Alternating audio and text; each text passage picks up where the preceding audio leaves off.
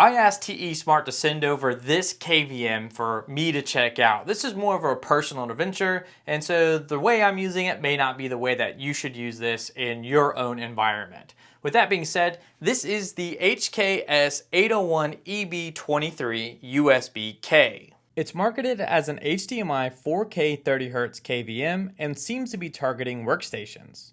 On the front of the KVM is where you can control everything, from setting an auto-scan time interval, manually switching between the systems, using the LAN port and downloadable software to also switch between systems, and simply turning the KVM on and off. You will also notice an IR receiver for the included controller to control the KVM.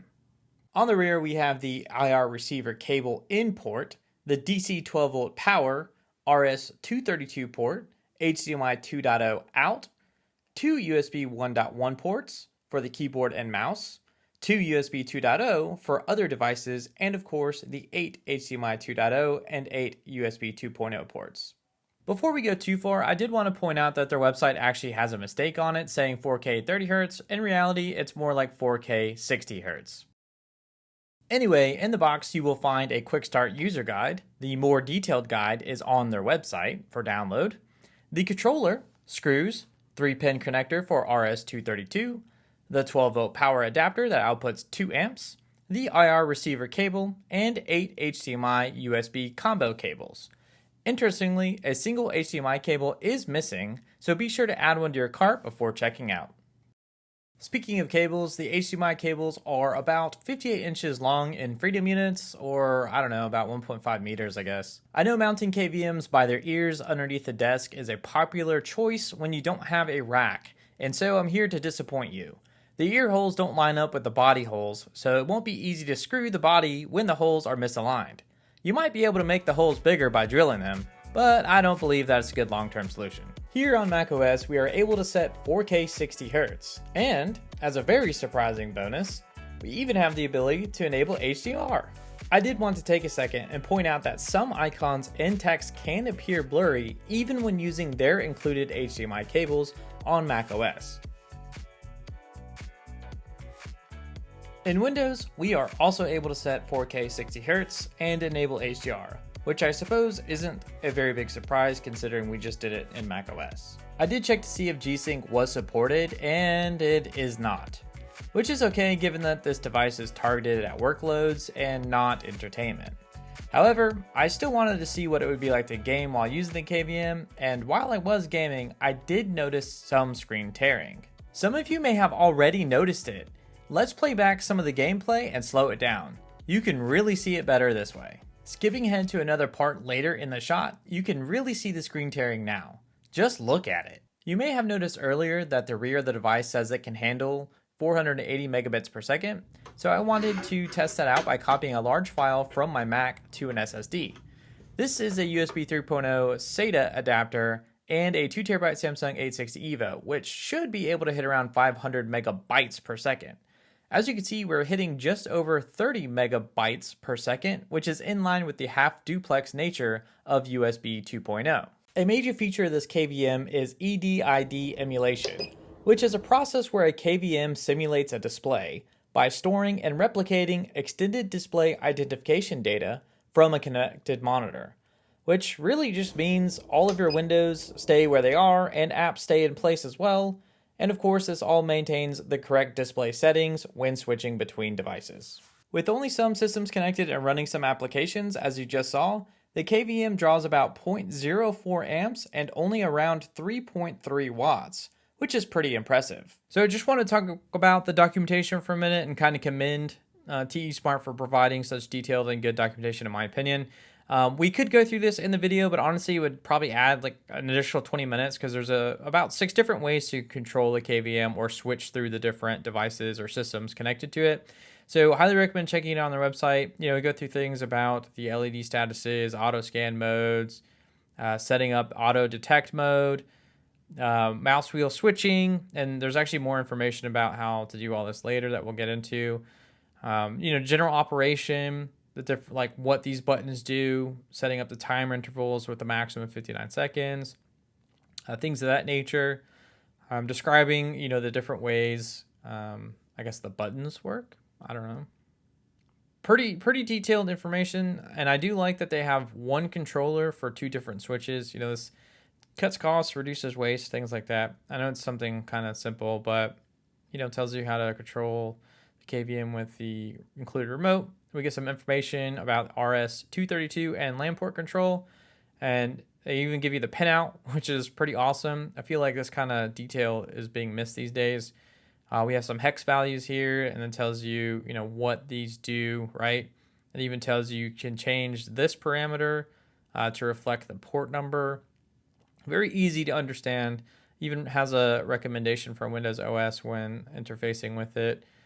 Tells you more about the serial, tells you more about the LAN port, shows you kind of how to configure Windows and get connected to the KVM switch. Some more information here. Very simple, very useful stuff. Again, so we'll kind of just go through this quickly just so you can get an idea of what to expect. You know, here's the keyboard hotkeys. There's like 1,000 of these, and yeah, that's pretty much everything. And again, there's like literally 6 different ways to just filter. No, I'm sorry, not filter, but go through the different ports or systems. So good job. I don't know about you guys, but I really want to open this thing and see what's on the inside. So let's just do that real quick, and then we will jump to the part where I actually show you how I plan to use this thing. And for those of you who watch this channel, it's probably no surprise on how I plan on using this, because obviously this is a home lab channel. But whatever the case, let me get this thing open real quick. It seems like it might be pretty easy to do. We already got the 3 screws on the top removed, so it should be pretty easy. I'm removing the ears, even though that's probably not necessary to do. I just kind of want them out of the way for this. Thankfully, I only put 2 screws in. So yeah, there's 3 screws on the top. Probably can't see that. And then 1, 2, 3, 4, 5, 6. Potentially 6 on the back.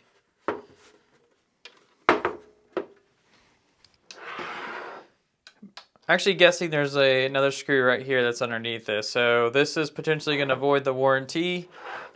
But, you know, for science sakes, we're going to go for it. Yep. So 100% a screw underneath there.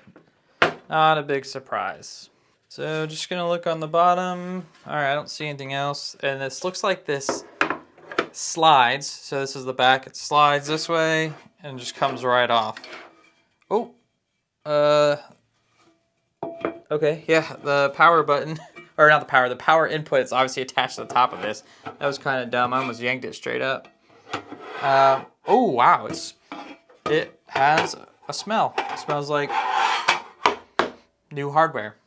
Let's take a closer look. So this is completely fanless, which is a surprise to me. I assumed there would be fans in this unit, but that explains why it's so quiet. And yeah, I mean, not really too much to see here. There is a free port. Let's see if we can get this thing to focus. There's a free port here. 2 prongs. I don't see any labels about what it could be. Maybe it's a debug port. Not really sure. Nothing stands out to me.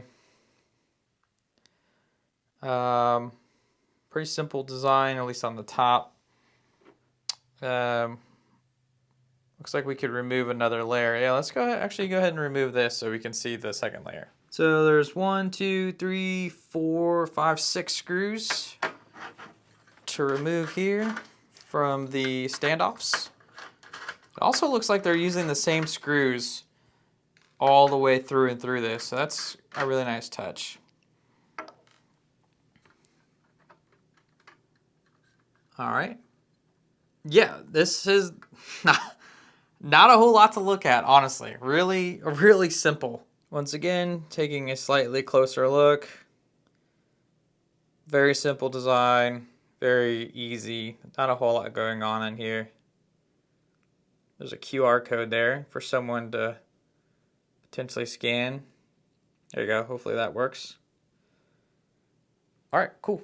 From here, I just need to basically get everything connected and the old system disconnected, and then just leave you guys with the sounds of my rack in my house, aka the home lab. Enjoy.